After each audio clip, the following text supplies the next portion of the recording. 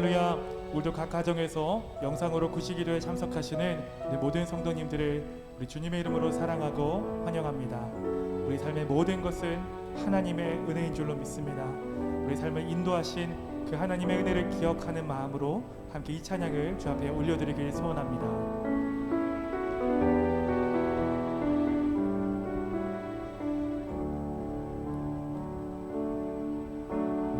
지금까지 지내온 것은 주의 은혜라, 주의 은혜라. 지금까지 지내온 것은, 한 번 더 고백합니다. 내가 지금까지 지내온 것은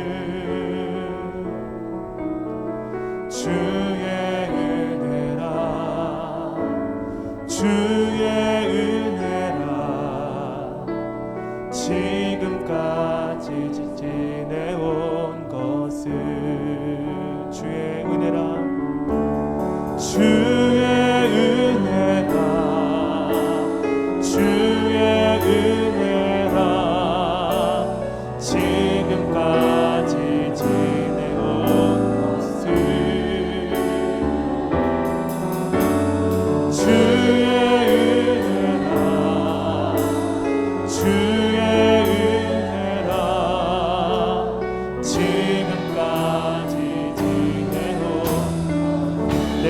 하나님의 자녀된 것을, 하나님의 자녀된 것을 주님의 은혜입니다. 주의 은혜라, 주의 은혜라. 하나님의 자녀된 것을, 내가 하나님의 자녀된 것을 주의 은혜라, 주의 은혜라. 하나님의 자녀된, 우리 함께 고백합니다. 주의 은혜라, 주의 은혜라, 주의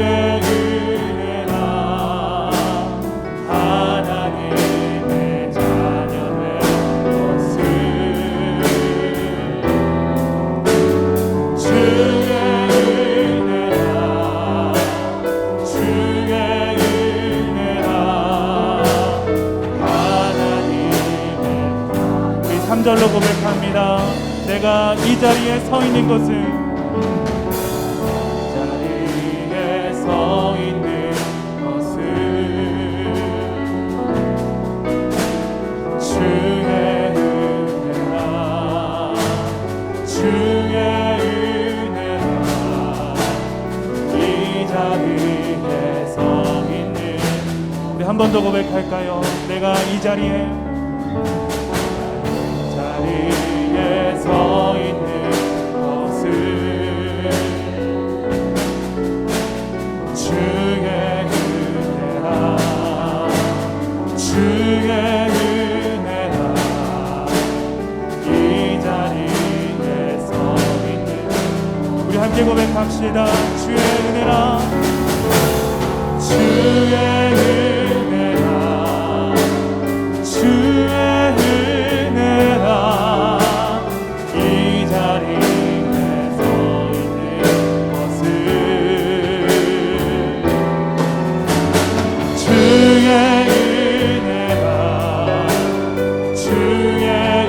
은혜라.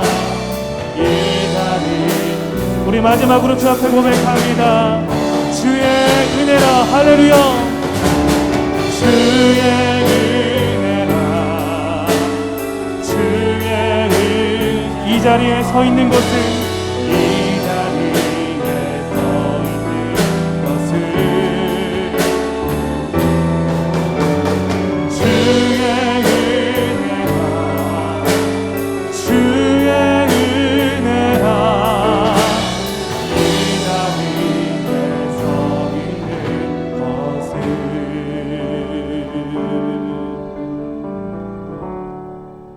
베드로전서 4장 12절에서 19절 말씀.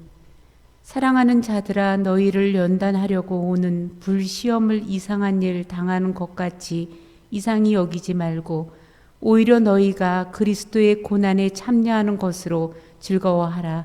이는 그의 영광을 나타내실 때에 너희로 즐거워하고 기뻐하게 하려 함이라. 너희가 그리스도의 이름으로 치욕을 당하면 복 있는 자로다. 영광의 영 곧 하나님의 영이 너희 위에 계심이라. 너희 중에 누구든지 살인이나 도둑질이나 악행이나 남의 일을 간섭하는 자로 고난을 받지 말려니와 만일 그리스도인으로 고난을 받으면 부끄러워하지 말고 도리어 그 이름으로 하나님께 영광을 돌리라. 하나님의 집에서 심판을 시작할 때가 되었나니 만일 우리에게 먼저 하면 하나님의 복음을 순종하지 아니하는 자들의 그 마지막이 어떠하며 또 의인이 겨우 구원을 받으며 경건하지 아니하는 자와 죄인은 어디에 서리요. 그러므로 하나님의 뜻대로 고난을 받는 자들은 또한 선을 행하는 가운데에 그 영혼을 미쁘신 창조주께 의탁할지어다. 아멘. 오늘은 토요일 저녁입니다. 내일은 귀하고 복된 주일인데 우리 성도들 주일을 사모하시고 하나님의 긍휼과 은혜를 구하는 귀하고 복된 주일을 되기를 바랍니다. 내일은 오후 찬양 예배에 우리 교회 기공 예배가 있습니다. 오후 찬양 예배 때 3시 반에 우리 성전터에서 기공 예배가 있는데 많이 참여하시기 바라고, 그리고 기도해 주세요. 우리 하나님의 은혜가 임하도록, 성령 충만하도록, 온 성도들이 하나 되도록 그렇게 기도해 주시기를 부탁합니다. 기도하는 마음으로 참여해 주시기를 바랍니다. 오늘 우리가 봉독한 이 말씀을 가지고 하나님의 뜻대로 받는 고난의 제목으로 말씀의 은혜를 같이 나누겠습니다. 만물의 마지막이 가까웠다. 그러면 성도가 어떻게 살아야 되는가? 이것이 바로 베드로전서 4장의 내용입니다. 성도가 마지막이다. 이 세상 사람들은 마지막이다. 그러면 더 누려야지. 더 이기적으로, 그리고 돈을 사랑하고 자기의 쾌락을 사랑하는 쪽으로 흘러가게 됩니다. 그러나 예수 믿는 사람들의 마지막은 그렇지 않죠. 예수 믿는 사람들의 마지막은요, 고난의 끝입니다. 그리고 예수님 다시 오실 날입니다.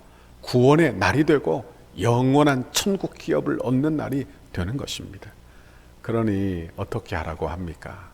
하나님의 나라를 잊어버리지 않도록 깨어 정신을 차리고 기도하라고 말을 하고 있어요. 왜 정신을 차리지 않으면 세상 것에 늘 그렇게 우리의 마음을 빼앗기게 되고, 그리고 세상 사람과 같이 되어버리기 때문에 우리로 하여금 정신을 차리고 깨어 기도하라고 합니다. 그리고 깨어 기도하며 우리가 할 수만 있는 대로 서로 사랑하라는 거예요. 그리고 할 수만 있는 대로 선한 청지기가 되어, 은혜를 맡은 선한 청지기가 되어 서로 원망 없이 대접하는 사람이 되라고 하는 것입니다. 여러분, 더욱더 믿음으로 살기를 바랍니다. 이렇게 믿음으로 살지 않으면 예수 믿는 사람이라도, 구원받은 주의 성도들이라도 이 땅에서 세상 사람과 진배 없이 그렇게 그런 믿음 없는 그런 삶을 살기도 하는 거예요. 그러므로 정신을 차려야 돼요. 원하기는 우리 덕서교회 성도들이 이 말세지 말에 정신을 차리고 주의 나라를 바라보는 우리 모두가 되기를 바랍니다. 세상과 다른 삶을 살아요, 성도가. 그러면 당연히 찾아오는 게 고난이에요. 왜? 세상과 거슬러 가기 때문에, 세상과 같은 풍조를 따라 살지 않기 때문에, 세상이 바라는 바들을 우리가 하지 않기 때문에 교회가 또는 성도가 박해를 받고 핍박을 받는다는 이야기인 것입니다.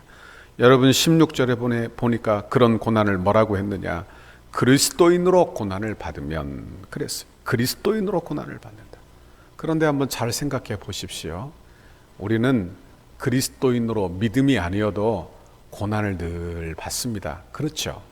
우리는 이 땅에 사는 것 자체가 고생 아닙니까? 그래서 어떤 사람은 인생을 고해라고 하지 않아요. 고생의 바다라고 말하고 있지 않습니까? 그러니 죄악된 인간이 죄로 살면 살수록 고생스러워요. 고생스럽고 어려운 것입니다.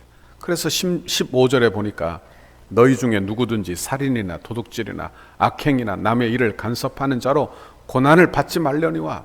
그래, 이런 고난이 있다는 이야기예요. 내 마음대로 살아도 고난이 너무 많아요. 살인하고 도둑질하고 악행하면 마음이 지옥이 될 거예요. 그리고 이 세상에서도 제재를 받게 될 것입니다. 그러니 괴롭고 고통이 따라오게 되는 것입니다.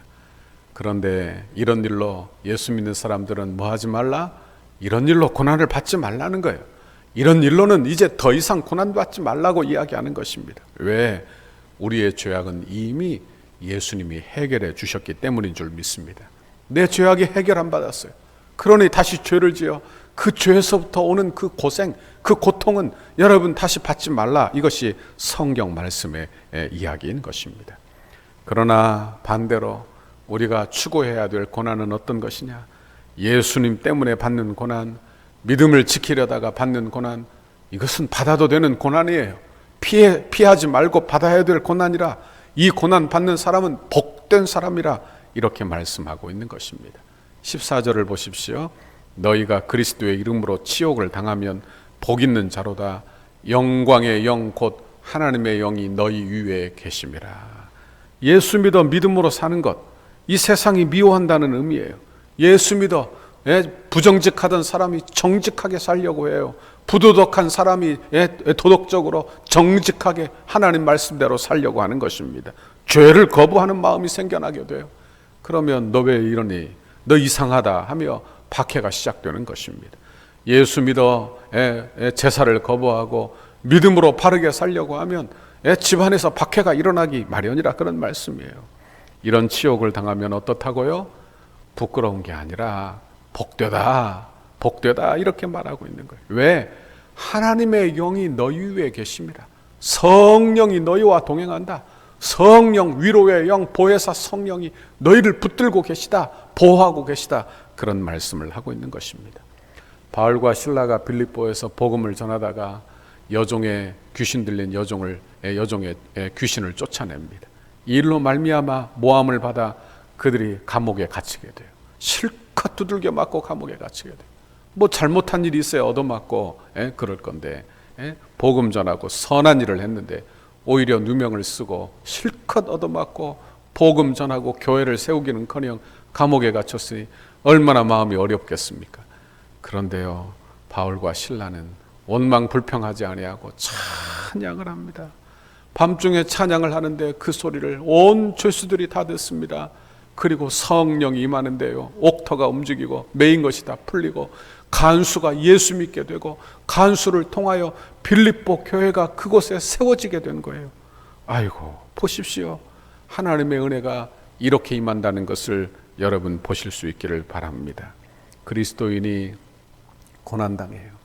예수 믿는 믿음 때문에 고난을 당합니다. 그런데 원망 불평하지 아니하고 오히려 믿음으로 잘 받아내고 하나님의 은혜로 그 고난을 잘 이겨내자 성령이 임하는 것입니다.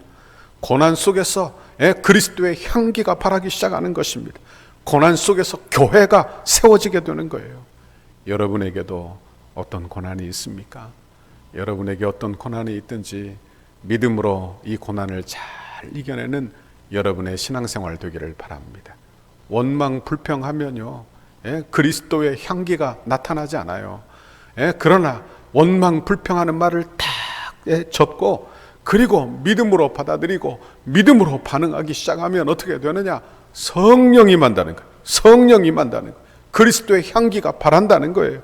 그리고 그것을 통하여 가정이 세워지고 배우자가 세워지고 자녀들이 세워지고 그것을 통하여 교회가 세워지는 하나님의 국률과 은혜가 임한다는 말씀입니다. 기적의 역사가 일어나는 것입니다. 16절을 보십시오. 만일 그리스도인으로 고난을 받으면 부끄러워하지 말고 도리어 그 이름으로 하나님께 영광을 돌리라. 베드로는 과거에 부끄러운 일을 하지 않았습니까? 예수님께서 십자가에 못 박혀 돌아가실 때 대제사장의 뜰에서 예수님을 부끄러워하여 3번이나 예수님을 저주하기까지 맹세하며 그렇게 부끄러워했어요. 예수님의 고난에 참여하는 것을 부끄러워했다, 그런 말씀입니다. 그런데 성령이 임하고 하나님의 은혜가 임하자 어떻게 됩니까?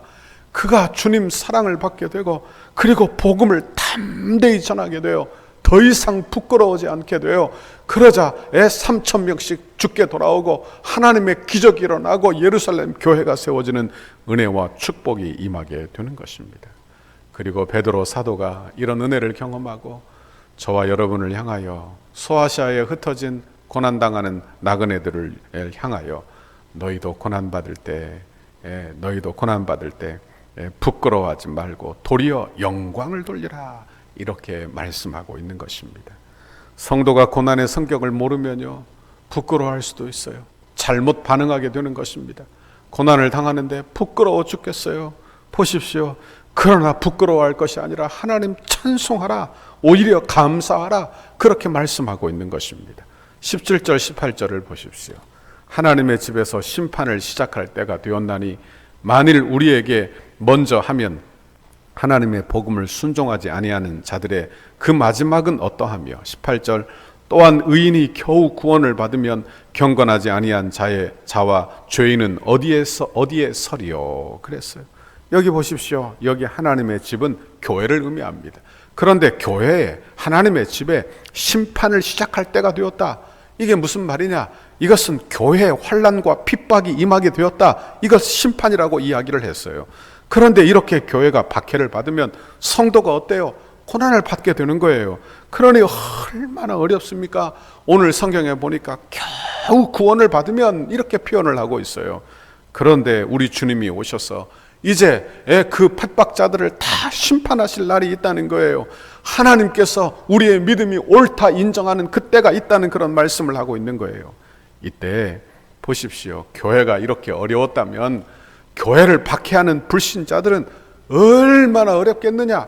그의 심판, 그가 당하는 심판은 너무나 중하고 무거울 것임을 이야기하는 것입니다.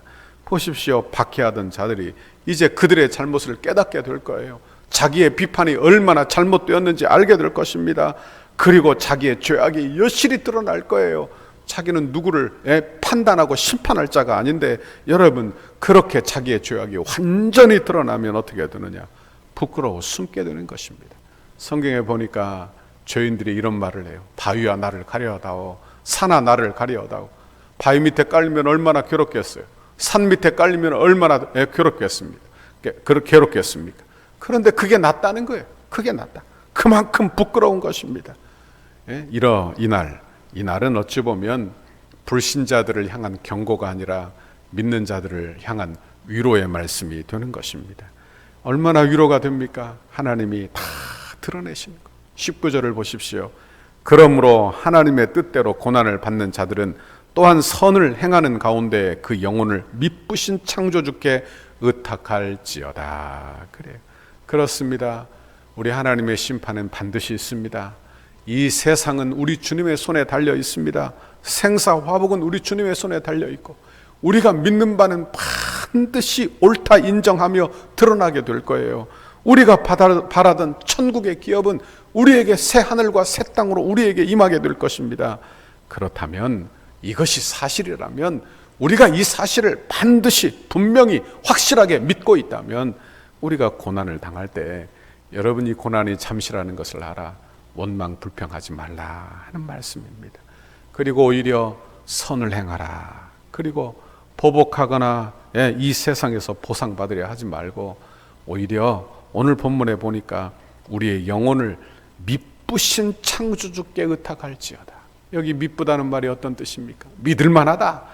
우리의 믿음의 대상이 되신 우리 창조주 하나님께 다 맡기는 거예요. 우리의 판단을, 우리의 심판을, 우리의 보복을 누구에게 맡기는 거예요? 하나님께. 내가 하지 않고 하나님께 다 맡기는 거예요. 그리고 나는 하나님의 말씀에 순종하고 사는 것입니다. 원하기는 저와 여러분이 이런 믿음의 삶을 살기를 바랍니다. 내일은 귀한 주일인데 창조주 하나님, 우리를 창조하신 그런 미쁘신 창조주 하나님께 우리의 염려와 근심, 우리의 모든 판단을 다 주님께 맡기고 그리고 주님을 찬양하고 예배하는 그 나라를 바라보는 믿음의 사람들이 다 되실 수 있기를 바랍니다. 내일 귀한 복된 날 우리 교회 나와 믿음으로 예배하는 우리 모두가 되시기를 바랍니다. 그래서 하나님 전에 나와 예배하며 하나님의 긍휼과 은혜를 받아 누리는 저와 여러분의 신앙생활이 다 되기를 주님의 이름으로 축원합니다. 같이 기도하겠습니다. 하나님 아버지, 고맙고 감사합니다. 오늘 하나님의 귀한 말씀 우리에게 들려주시며 이 세상에서 고난이 있지만 우리는 주의 백성이며 우리는 하나님이 우리를 다 의롭게 하시고 아버지 하나님 이 세상 만물을 다 통제하시고 다스리심을 고백하게 하시니 감사합니다.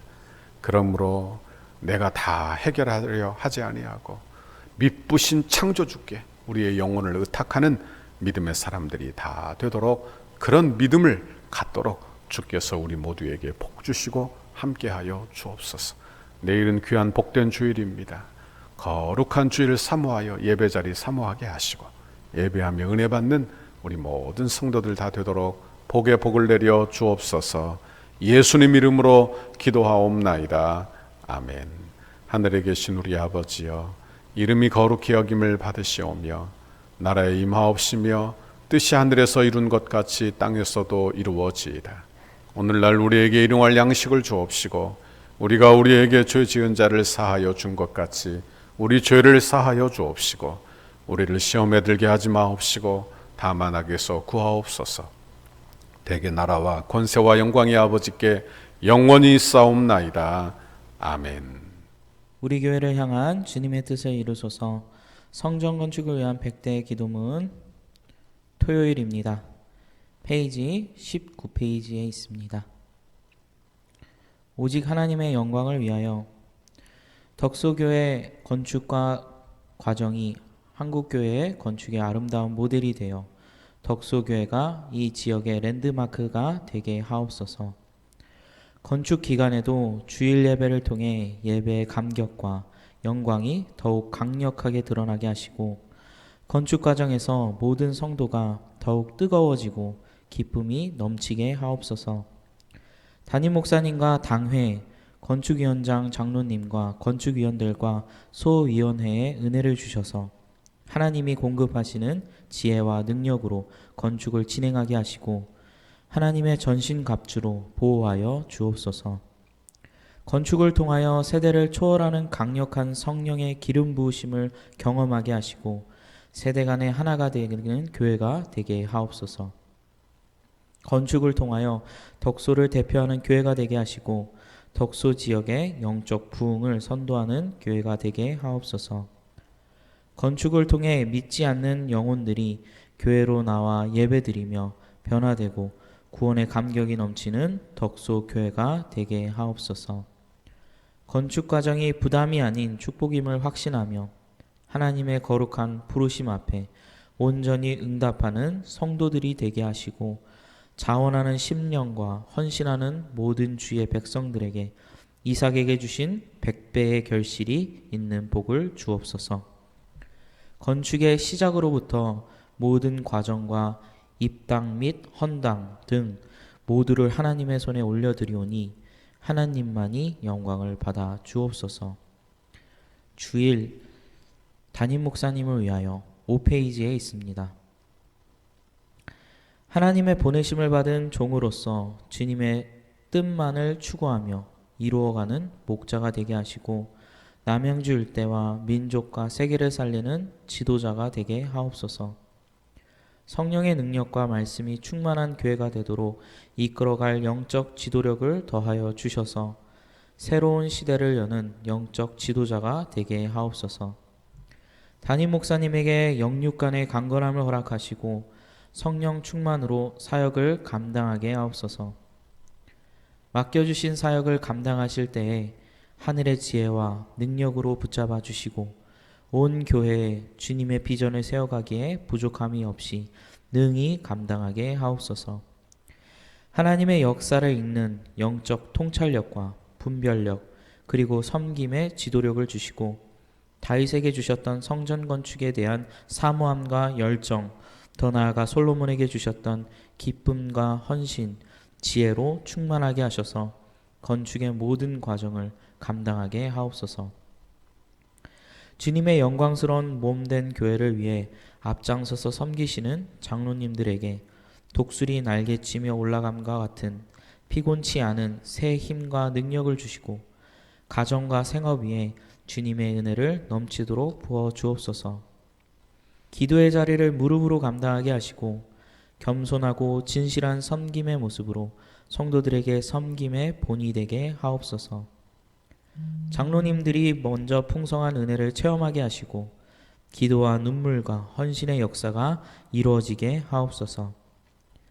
장로님들의 영과 육을 강건하게 지켜주시고 한 마음으로 기도하는 중에 주님의 비전을 보게 하셔서 어떤 역경과 시련 앞에서도 힘차게 전진하는 믿음을 주옵소서. 건축을 위해 수고하시는 장로님들이 건축의 모든 과정에서 존경과 신뢰를 받는 은혜의 주인공이 되게 하옵소서.